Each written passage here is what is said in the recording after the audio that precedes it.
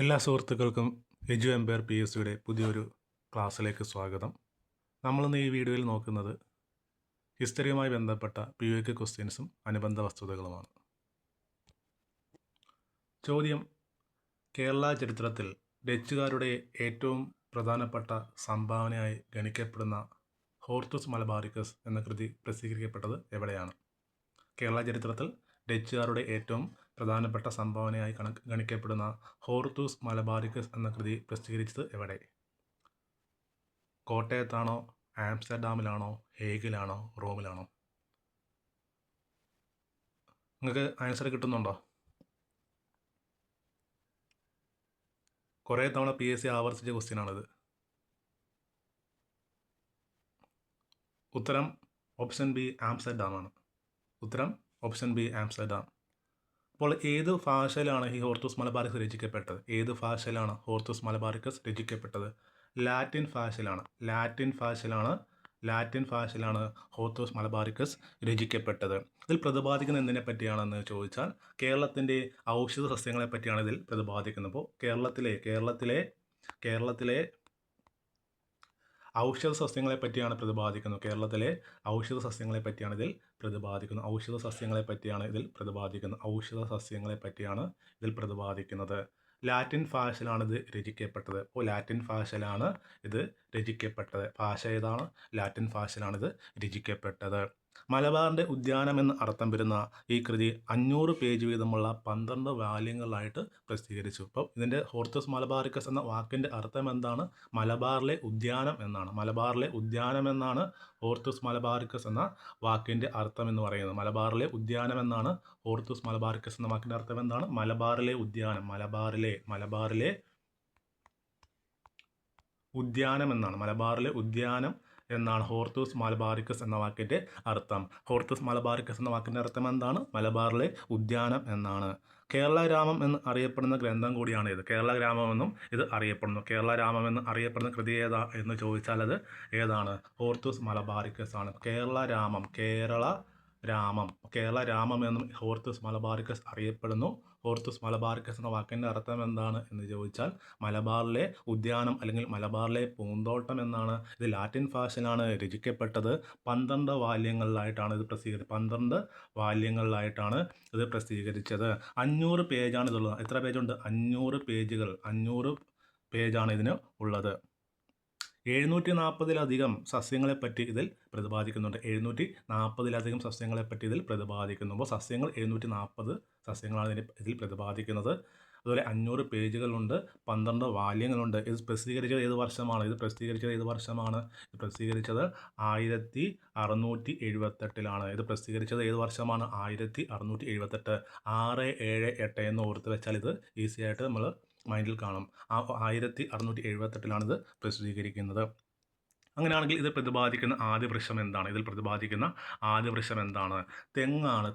തെങ്ങിനെ പറ്റിയാണ് ഇതിൽ ആദ്യം പ്രതിപാദിക്കുന്നത്. അപ്പോൾ ഹോർത്തൂസ് മലബാറിക്കസ് എന്ന് അറിയപ്പെടുന്ന കൃതിയിൽ ആദ്യം പ്രതിപാദിച്ച സസ്യം ഏതാണ്? തെങ്ങാണ്. ആദ്യം പ്രതിപാദിച്ച സസ്യമാണ് തെങ്ങ്.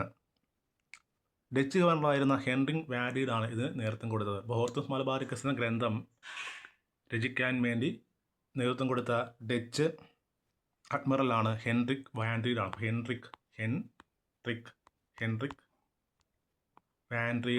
ഹെൻറിക് വാൻഡ്രീഡാണ് ഹോർത്തൂസ് മലബാറിക്കസിന് നേതൃത്വം കൊടുത്ത വ്യക്തി. ഇദ്ദേഹം ഡച്ച് അഡ്മിറലായിരുന്നു. അപ്പോൾ ഡച്ച് ഗവർണറായിരുന്ന ഹെൻറിക് വാൻഡ്രീഡാണ് ഹോർത്തൂസ് മലബാറിക്കസിന് നേതൃത്വം കൊടുത്തത്. ഇത് പ്രതിപാദിക്കുന്ന സസ്യമാണ് തെങ്ങാണ്. ഇത് പ്രസിദ്ധീകരിച്ച ഏത് വർഷമാണ്? 1678-ലാണ് ഇത് പ്രസിദ്ധീകരിച്ചത്. 1678-ലാണ് ഇത് പ്രസിദ്ധീകരിച്ചത്. ഈ ഹോർത്തൂസ് മലബാറിക്കസിൽ പരിഭാഷയ്ക്ക് സഹായിച്ച മലയാളിയുടെ പേരെന്താണെന്ന് അറിയാമോ? ഹോർത്തൂസ് മലബാറിക്കസിൻ്റെ മലയാള പരിഭാഷയിൽ സഹായിച്ച മലയാളി ആരാണ്? ഡോക്ടർ KS മണിലാലാണ് ഹോർത്തൂസ് മലബാറിക്കസിൻ്റെ മലയാള പരിഭാഷയിൽ സഹായിച്ച വ്യക്തിയാണ് ഡോക്ടർ KS മണിലാൽ. അദ്ദേഹം ഈ ഇടയ്ക്ക് അന്തരിച്ചു. അതുപോലെ കാമൻ സന്യാസിയായ മാത്യൂസ്, ഇട്ടി അച്യുതൻ, രംഗഭട്ട്, വിനായക് ഭട്ട് എന്നിവരും ഈ പുസ്തകരചനയിൽ സഹായിച്ചിട്ടുണ്ട്. അപ്പോൾ ഈ ഓർത്തഡോക്സ് മലബാറിക്കസ് എന്ന പുസ്തകം രചിക്കാൻ സഹായിച്ച കാർമൽ പുരോഹിതൻ്റെ പേരെന്താണ്? കാർമൽ പുരോഹിതൻ്റെ പേരാണ് ഫാദർ മാത്യൂസ് ആണ്. ഫാദർ മാത്യൂസ് ആണ് ഓർത്തഡോക്സ് മലബാറിക്കസ് രചനയിൽ സഹായിച്ച കാർമൽ പുരോഹിതനാണ്. 3 ഗൗഡ സരസ ബ്രാഹ്മണന്മാർ ഇതിൽ സഹായിച്ചിട്ടുണ്ട്. അവരുടെ പേരെന്താണ്?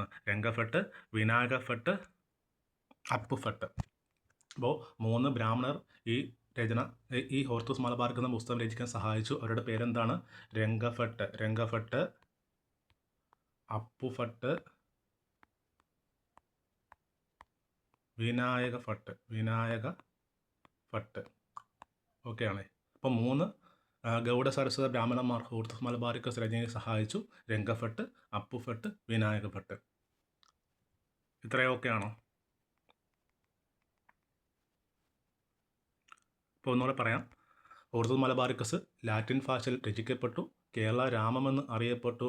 നേതൃത്വം കൊടുത്ത ഡച്ച് അഡ്മിറലാണ് അഡ്മിറൽ വാൻഡ്രീഡാണ്. ഇതിൽ സഹായിച്ച 3 ഗൗഡ സരസ്വത ബ്രാഹ്മണന്മാരാണ് രംഗഭട്ട്, അപ്പുഭട്ട്, വിനായകഭട്ട് എന്നിവരാണ്. ഇത് പ്രസിദ്ധീകരിച്ചത് 1678 ആ 1678 ഇത് പ്രസിദ്ധീകരിക്കുന്നത്. 740ഓളം സസ്യങ്ങളെപ്പറ്റി ഇത് പ്രതിപാദിക്കുന്നുണ്ട്. പിന്നെ ഇതിൽ പ്രതിപാദിക്കുന്ന ആദ്യ വൃക്ഷമാണ് തെങ്ങ്. ഓക്കെ അല്ലേ? അങ്ങനെയാണെങ്കിൽ അടുത്ത ക്വസ്റ്റ്യനിലേക്ക് പോവാം. സൈമൺ കമ്മീഷനിൽ അംഗമായിരുന്ന ആരാണ് പിൽക്കാലത്ത് ബ്രിട്ടീഷ് പ്രധാനമന്ത്രിയായത്? സൈമൺ കമ്മീഷനിൽ അംഗമായിരുന്ന ആരാണ് പിൽക്കാലത്ത് ബ്രിട്ടീഷ് പ്രധാനമന്ത്രി ആയത്? റാംസേ മക്ഡൊണാൾഡ് ആണോ? വിൻസ്റ്റൺ ചർച്ചിലാണോ? ക്ലെമന്റ് ആറ്റ്ലി ആണോ? നെവിൻ ചേംബർലൈൻ ആണോ സൈമൺ കമ്മീഷനിൽ അംഗമായിട്ട് പിൽക്കാലത്ത് ബ്രിട്ടീഷ് പ്രധാനമന്ത്രിയായ വ്യക്തി? ആൻസർ കിട്ടുന്നുണ്ടോ? ഉത്തരം പറയട്ടെ.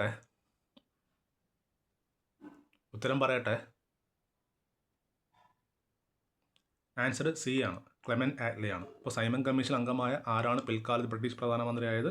ക്ലെമന്റ് ആറ്റ്ലി ആണ്. എന്തിനു വേണ്ടിയാണ് സൈമൺ കമ്മീഷനെ നിയമിച്ചത്? എന്തിനു വേണ്ടിയിട്ടാണ് സൈമൺ കമ്മീഷൻ നിയമിച്ചത്? 1919 ഗവൺമെൻറ് ഓഫ് ഇന്ത്യ ആക്ടിനെ പറ്റി പഠിക്കാൻ വേണ്ടിയിട്ട് ബ്രിട്ടീഷ് ഗവൺമെൻറ് നിയമിച്ച കമ്മിറ്റിയാണ് Simon commission.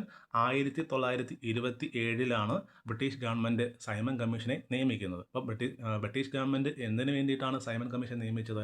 1919 government of India ആക്ടുമായി ബന്ധപ്പെട്ട കാര്യങ്ങൾ പഠിക്കാൻ വേണ്ടിയിട്ട് ബ്രിട്ടീഷ് ഗവൺമെൻറ് നിയമിച്ച കമ്മീഷനായിരുന്നു. ഓക്കെ, ഒന്നുകൂടെ. 1919 ഗവൺമെൻറ് ഓഫ് ഇന്ത്യ ആക്ടുമായി ബന്ധപ്പെട്ട കാര്യങ്ങൾ പഠിക്കാൻ വേണ്ടി ബ്രിട്ടീഷ് ഗവൺമെൻറ് നിയമിച്ച കമ്മിറ്റിയാണ് സൈമൺ കമ്മീഷൻ.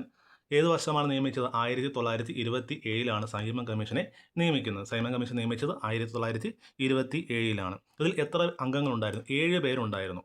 ഇതിൽ 7 പേരുണ്ടായിരുന്നു. ഇപ്പോൾ 7 അംഗങ്ങളുള്ള ഒരു കമ്മീഷനായിരുന്നു സൈമൺ കമ്മീഷൻ. ഈ സൈമൺ കമ്മീഷൻ നിയമിച്ചത് എന്തിനു വേണ്ടിയിട്ടാണ്? 1919 ഗവൺമെൻറ് ഓഫ് ഇന്ത്യ ആക്ടുമായി ബന്ധപ്പെട്ട കാര്യങ്ങൾ ചർച്ച ചെയ്യാൻ വേണ്ടിയിട്ടാണ്. പക്ഷേ ഇതിൽ ഇന്ത്യക്കാർ എതിർപ്പ് പ്രകടിപ്പിക്കും. കാരണം ഈ 7 അംഗങ്ങളിൽ ഒരു ഇന്ത്യക്കാരൻ പോലും ഇല്ലായിരുന്നു എന്ന കാരണം കൊണ്ടാണ്. അപ്പോൾ ഇന്ത്യക്കാർ എന്തുകൊണ്ടാണ് സൈമൺ കമ്മീഷനെ ബഹിഷ്കരിക്കാൻ തീരുമാനിച്ചതെന്ന് ചോദിച്ചാൽ ഈ 7 അംഗങ്ങൾ ഒരു ഇന്ത്യക്കാരൻ പോലും ഇല്ലായിരുന്നു. ഈ സൈമൺ കമ്മീഷനെ നിയമിച്ച ബ്രിട്ടീഷ് പ്രധാനമന്ത്രിയാണ് സ്റ്റാൻലി ബാൽഡ്വിൻ ആണ്. സൈമൺ കമ്മീഷനെ നിയമിച്ച ബ്രിട്ടീഷ് പ്രധാനമന്ത്രിയാണ് സ്റ്റാൻലി ബാൽഡ്വിൻ. അപ്പോൾ സ്റ്റാൻലി ബാൽഡ്വിൻ ആണ് സൈമൺ കമ്മീഷൻ നിയമിച്ച ബ്രിട്ടീഷ് പ്രധാനമന്ത്രിയാണ് സ്റ്റാൻലി ബാൽഡ്വിൻ എന്ന് പറയുന്നത്. സൈമൺ കമ്മീഷൻ ഇന്ത്യയിൽ വന്നത് 1928 സൈമൺ കമ്മീഷൻ ഇന്ത്യയിൽ വന്നത് ഏത് വർഷമാണ്? 1928 സൈമൺ കമ്മീഷൻ ഇന്ത്യയിൽ വരുന്നത്. അപ്പോൾ നിയമിച്ചത് 1927 ഇന്ത്യയിൽ വന്നത് 1928. സൈമൺ കമ്മീഷൻ ബോംബെയിലാണ് വരുന്നത്. അപ്പോൾ ബോംബെയിൽ വന്നപ്പോൾ സൈമൺ കമ്മീഷനെതിരെ പ്രതിഷേധിച്ചു. എന്ത് പറയുന്നത്? സൈമൺ ഗോ ബാക്ക് എന്ന മുദ്രാവാക്യം ഉയർത്തിക്കൊണ്ടാണ് സൈമൺ കമ്മീഷൻ ബോംബെയിൽ വന്നപ്പോൾ ഇന്ത്യക്കാർ പ്രതിഷേധിച്ചത്. ഈ സൈമൺ ഗോ ബാക്ക് എന്ന മുദ്രാവാക്യം കൊണ്ടുവന്ന വ്യക്തിയാണ് യൂസഫ് മെഹർലിയാണ്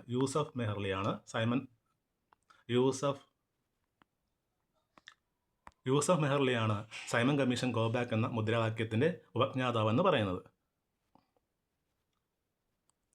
ഈ സൈമൺ കമ്മീഷനുമായി ബന്ധപ്പെട്ട ലാത്തി ചാർജിൽ പരിക്കേറ്റ വ്യക്തിയാണ് ലാല ലജ്പത് റായ്. അദ്ദേഹം പിന്നീട് മരണപ്പെടുന്നു. അപ്പോൾ സൈമൺ കമ്മീഷനുമായി ബന്ധപ്പെട്ട പ്രതിഷേധത്തിൽ ലാത്തി ചാർജിൽ പരിക്കേറ്റ വ്യക്തിയാണ് ലജ്പത് റായ്. അദ്ദേഹം പിന്നീട് മരണപ്പെടുകയാണ് ചെയ്തത്. അതുപോലെ ഇന്ത്യക്ക് സ്വാതന്ത്ര്യം ലഭിക്കുന്ന വേളയിൽ ബ്രിട്ടീഷ് പ്രധാനമന്ത്രിയായ വ്യക്തി കൂടിയാണ് ക്ലെമന്റ് ആറ്റ്ലി. അപ്പോൾ ഇന്ത്യ സ്വതന്ത്രമായപ്പോൾ ബ്രിട്ടീഷ് പ്രധാനമന്ത്രിയായ വ്യക്തി ക്ലെമന്റ് ആറ്റ്ലിയാണ്. അതേസമയം സൈമൺ കമ്മീഷനെ നിയമിച്ച സമയത്ത് ബ്രിട്ടീഷ് പ്രധാനമന്ത്രിയായിരുന്നു സ്റ്റാൻലി ബാൽഡ്വിൻ ആണ്. ഇന്ത്യൻ സ്റ്റാറ്റ്യൂട്ടറി കമ്മീഷൻ എന്നറിയപ്പെടുന്ന കമ്മീഷൻ കൂടിയാണ് സൈമൺ കമ്മീഷൻ. ഇപ്പോൾ ഒന്നുകൂടെ 1919 ഗവൺമെൻറ് ഓഫ് ഇന്ത്യ ആക്ടുമായി ബന്ധപ്പെട്ട കാര്യങ്ങൾ പഠിക്കാൻ വേണ്ടി ബ്രിട്ടീഷ് ഗവൺമെൻറ് നിയമിച്ച കമ്മിറ്റിയാണ് സൈമൺ കമ്മീഷൻ. ഈ സൈമൺ കമ്മീഷൻ നിയമിച്ചത് 1927 ഇന്ത്യയിൽ വന്നത് 1928 ഇന്ത്യയിൽ വന്നത് എവിടെയാണ്? ബോംബെയിലാണ് വന്നത്. ഇന്ത്യക്കാർ എന്തുകൊണ്ടാണ് സൈമൺ കമ്മീഷനെ ബഹിഷ്കരിക്കാൻ തീരുമാനിച്ചത്? ഈ സൈമൺ കമ്മീഷൻ 7 അംഗങ്ങളുണ്ടായിരുന്നു. ഈ 7 അംഗങ്ങളിൽ ഒരു ഇന്ത്യക്കാരൻ പോലും ഇല്ലായിരുന്നു എന്ന വസ്തുത കാരണമാണ് ഇന്ത്യക്കാർ സൈമൺ കമ്മീഷനെ എതിരെ പ്രതിഷേധമായി രംഗത്ത് വന്നത്. സൈമൺ ഗോ ബാക്ക് എന്ന മുദ്രാവാക്യവുമായിട്ടാണ് ഇന്ത്യ സൈമൺ കമ്മീഷനെ നേരിട്ടത്. ഈ സൈമൺ ഗോ ബാക്ക് എന്ന മുദ്രാവാക്യത്തിൻ്റെ പിതാവ് അല്ലെങ്കിൽ ശില്പി എന്ന് പറയുന്ന വ്യക്തിയാണ് ഡോക്ടർ യൂസഫ് മെഹ്റിയാണ്. ഇത്രയൊക്കെയാണോ? അങ്ങനെയാണെങ്കിൽ അടുത്ത ക്വസ്റ്റ്യനൊക്കെ പോവാം. ഓക്കെ അല്ലേ? ഇന്ത്യ ചരിത്രത്തിലെ പ്രധാനപ്പെട്ട സംഭവങ്ങളൊന്നാണ് 1914 കോമഗതമാരു സംഭവം. എന്താണ് ഈ കോമഗതാരു എന്ന് പറയുന്നത്? എന്താണ് ഈ കോമഗതമാരു എന്ന് പറയുന്നത്? മ്യാൻമാറിലെ ജയിലാണോ? ജപ്പാൻ കപ്പലാണോ? പഞ്ചാബിലെ മൈതാനമാണോ? കറാച്ചി തുറമുഖമാണ്? എന്താണ് ഈ കോമഗതമാരു എന്ന് പറയുന്നത്? അറിയാമോ? ആൻസർ ജപ്പാൻ്റെ കപ്പലിൻ്റെ പേരാണ്. അപ്പോൾ ജപ്പാൻ്റെ കപ്പലിൻ്റെ പേരാണ് കോമഗതമാരു എന്ന് പറയുന്നത്. ഈ സംഭവത്തെപ്പറ്റി പറയുമ്പോൾ 1914 ഇന്ത്യയിലെ ചില കച്ചവടക്കാർ 370ഓളം വരുന്ന കച്ചവടക്കാർ എങ്ങോട്ട് പോകുന്നു? കാനഡയിലേക്ക് കച്ചവട ആവശ്യത്തിന് വേണ്ടി പോകുന്നു. പക്ഷേ കാനഡയിലെത്തി കാനഡയിൽ ഇറങ്ങാൻ അല്ലെങ്കിൽ അവിടെ കച്ചവടം ചെയ്യാൻ അവിടുത്തെ വർണ്ണവിവേചനം മൂലം സാധിക്കുന്നില്ല. കനേഡിയൻ ഗവൺമെൻറ് അവരെ തിരിച്ച് ഒരു കപ്പലിൽ തിരിച്ചയക്കുകയാണ് ചെയ്തത്. ആ കപ്പലിൻ്റെ പേരാണ് റെയിൻബോ എന്ന പേരിൽ അറിയപ്പെടുന്നത്. അപ്പോൾ റെയിൻബോ എന്ന കപ്പലിലാണ് ഈ കാനഡയിൽ പോയ ഇന്ത്യക്കാരെ തിരിച്ചയക്കുന്നു. അവർ തിരിച്ച് കൊൽക്കത്തയിലേക്ക് വരികയും കൊൽക്കത്തയിൽ വന്നപ്പോൾ ബ്രിട്ടീഷ് പട്ടാളം അവരെ എന്ത് ചെയ്തു? അടിച്ചമർത്താൻ ശ്രമിച്ചു. അങ്ങനെ 20ഓളം പേർക്ക് ജീവഹാനി സംഭവിക്കുന്നു.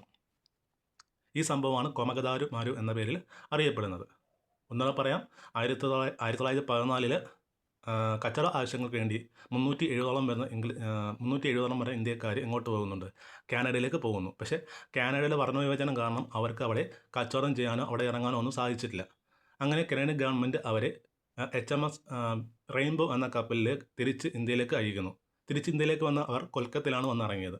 അപ്പോൾ ബ്രിട്ടീഷുകാർ എന്ത് ചെയ്തു? അവർക്കെതിരെ പ്രതിഷേധമായി വരികയും അവരെ അടിച്ചമർത്താൻ ശ്രമിക്കുകയും ചെയ്തു. അങ്ങനെ 20ഓളം പേർക്കാണ് പരിക്കേറ്റ് മരണപ്പെടുന്നു. ഈ സംഭവമാണ് കോമഗതാരു എന്ന പേരിൽ അറിയപ്പെടുന്നത്. അടുത്ത ക്വസ്റ്റ്യൻ, സ്വതന്ത്ര ഭാരതത്തിൽ നാട്ടുരാജ്യ സംയോജനത്തിൽ നിർണായക പങ്ക് വഹിച്ച ആരെക്കുറിച്ചാണ് നാരായണി ബസു രചിച്ച കൃതിയാണ് the unsung architect of modern India? സ്വതന്ത്ര ഭാരതത്തിൽ നാട്ടുരാജ്യ സംയോജനവുമായി ബന്ധപ്പെട്ട് നാരായണ ബസു രചിച്ച കൃതിയാണ് unsung architect of India, modern India. ഇത് ആരുമായി ബന്ധപ്പെട്ടിരിക്കുന്നു? സർദാർ വല്ലഭായ് പട്ടേലിനെ പറ്റിയാണോ? അതോ സർദാർ KM പണിക്കറിനെ പറ്റിയാണോ? ഫസലരി അല്ലെങ്കിൽ VP മേനോനെ പറ്റിയാണോ നാരായണ ബസു ഈ പുസ്തകം രചിച്ചത്? ഉത്തരം അറിയാമോ? The unsung architect of modern India എന്ന പുസ്തകം ആരുമായി ബന്ധപ്പെട്ടിരിക്കുന്നു? എല്ലാവരും പട്ടേലിനെ വിചാരിച്ചാണ്, പക്ഷേ ഉത്തരം എന്ന് പറയുന്നത് VP മേനോനാണ്. അപ്പോൾ VP മേനോനെ പറ്റിയിട്ട് നാരായണ ബസു രചിച്ച കൃതിയാണ് the unsung architect of modern India എന്നത്. 1947-48 നാട്ടുരാജ്യ വകുപ്പ് സെക്രട്ടറിയായിരുന്ന അദ്ദേഹം കാശ്മീർ, ഹൈദരാബാദ്, തിരുവിതാംകൂർ, കൊച്ചി, ജോധ്പൂർ തുടങ്ങിയ നാട്ടുരാജ്യങ്ങൾ ഇന്ത്യൻ യൂണിയൻ്റെ ഭാഗമാക്കുന്നതിൽ പ്രധാനപ്പെട്ട പങ്കുവഹിച്ചു. അപ്പോൾ VP മേനോൻ 1947-48 കാലഘട്ടത്തിൽ നാട്ടുരാജ്യ വകുപ്പിൻ്റെ സെക്രട്ടറി ആയിരുന്നു. അദ്ദേഹം കാശ്മീർ, ഹൈദരാബാദ്, തിരുവിതാംകൂർ, കൊച്ചി, ജോധ്പൂർ തുടങ്ങിയ നാട്ടുരാജ്യങ്ങളെ ഇന്ത്യൻ യൂണിയനിൽ ചേർക്കാൻ വേണ്ടി പ്രധാനപ്പെട്ട പങ്കുവഹിച്ച ഒരു മലയാളി കൂടിയാണ് അദ്ദേഹം. 1949 നാട്ടുരാജ്യ വകുപ്പിൽ ഉപദേഷ്ടാവായ അദ്ദേഹം 1951 കുറച്ചുകാലം ഒഡീഷ ഗവർണർ പദവിയും വഹിച്ചു. അപ്പോൾ VP മേനോൻ ഏത് വർഷമാണ് ഒഡീഷ ഗവർണറായി സേവനമനുഷ്ഠിച്ചത്? 1951. ഇത് POQ ക്വസ്റ്റ്യൻ ആണ്. അപ്പോൾ 1951 ഒഡീഷ ഗവർണറായ വ്യക്തിയാണ് VP മേനോൻ, മലയാളിയാണ്. 1949 അദ്ദേഹം നാട്ടുരാജ്യ വകുപ്പിൽ ഉപദേഷ്ടാവായത്. അപ്പോൾ 1947-48 കാലഘട്ടത്തിൽ നാട്ടുരാജ്യ വകുപ്പിൻ്റെ സെക്രട്ടറിയായി. പിന്നീട് അദ്ദേഹം ഒരു ഉപദേഷ്ടാവാകുന്നു. അതിനുശേഷം 1951 ഒഡീഷയിൽ കുറച്ചുകാലം എന്ത് ചെയ്യുന്നുണ്ട്? ഗവർണറായിട്ട് സേവനമനുഷ്ഠിക്കുകയും ചെയ്യുന്നുണ്ട്. The integration of India state, the transfer power of India എന്നീ പുസ്തകം രചിച്ച VP മേനോനാണ്. VP മേനോൻ്റെ പ്രധാനപ്പെട്ട 2 പുസ്തകങ്ങളാണ് the integration of India state, transfer power of India എന്നിവ VP മേനോൻ്റെ പ്രധാനപ്പെട്ട 2 പുസ്തകങ്ങളാണ്. VP മേനോൻ്റെ 2 പ്രധാനപ്പെട്ട പുസ്തകങ്ങളാണ് the integration of India state, transfer power of India. ഇത് POQ ക്വസ്റ്റ്യൻ ആണ്. കുറേ തവണ PSC ആവർത്തിച്ച ക്വസ്റ്റ്യൻ കൂടിയാണിത്. എന്തൊക്കെയാണ് ആ പുസ്തകങ്ങൾ? The integration of India state, transfer power of India എന്നിവയാണ് VP മേനോൻ്റെ പ്രധാനപ്പെട്ട പുസ്തകങ്ങൾ എന്ന് പറയുന്നത്. ഇദ്ദേഹം 1941 വേവൽ പ്രഭുവിൻ്റെ ഭരണഘടനാ ഉപദേഷ്ടാവായും പ്രവർത്തിച്ചിട്ടുണ്ട്. വി പി മേനോൻ 1941 വേവൽ പ്രഭുവിൻ്റെ ഭരണഘടനാ ഉപദേഷ്ടാവായും പ്രവർത്തിച്ചിട്ടുണ്ട്. ഇന്ത്യയിലെ ഉരുക്കു മനുഷ്യൻ എന്നറിയപ്പെടുന്ന വ്യക്തിയാണ് സർദാർ വല്ലഭായ് പട്ടേൽ. ഇന്ത്യയിലെ ഉരുക്കു മനുഷ്യൻ എന്നറിയപ്പെടുന്ന വ്യക്തിയാണ് സർദാർ വല്ലഭായ് പട്ടേൽ. ഇദ്ദേഹമാണ് നാട്ടുരാജ്യത്തിൻ്റെ സംയോജനത്തിൽ മുഖ്യ പങ്ക് വഹിച്ച വ്യക്തിയാണ്. ഇന്ത്യയിലെ ആദ്യത്തെ ആഭ്യന്തര മന്ത്രിയും സർദാർ വല്ലഭായ് പട്ടേലാണ്. അപ്പോൾ ഇന്ത്യയിലെ ആദ്യത്തെ ആഭ്യന്തര മന്ത്രിയാണ് സർദാർ വല്ലഭായ് പട്ടേൽ. ഇന്ത്യയിലെ ഉരുക്കു മനുഷ്യൻ എന്നറിയപ്പെടുന്ന വ്യക്തിയാണ് സർദാർ വല്ലഭായ് പട്ടേൽ. അതുപോലെ നാട്ടുരാജ്യ സംയോജനത്തിന് ചുക്കാൻ പിടിച്ച വ്യക്തി കൂടിയാണ് ഇദ്ദേഹം. ഓക്കെ, ഇത്രയും ചോദ്യങ്ങളാണ് നമ്മളിന്ന് ഈ ക്ലാസ്സിൽ നോക്കിയത്. നിങ്ങൾക്ക് ക്ലാസ് യൂസ്ഫുൾ ആണെങ്കിൽ സപ്പോർട്ട് ചെയ്യുക, കൂടുതൽ ആൾക്കാർക്ക് ഷെയർ ചെയ്ത് കൊടുക്കുക. നിങ്ങളുടെ അഭിപ്രായങ്ങൾ കമൻറ്റായി രേഖപ്പെടുത്തുക. വീഡിയോ ഇഷ്ടപ്പെട്ടെങ്കിൽ ലൈക്ക് കമൻറ്റ് ചെയ്യാൻ മറക്കരുത്. അടുത്ത വീഡിയോയിൽ കാണാം. Thank you for all.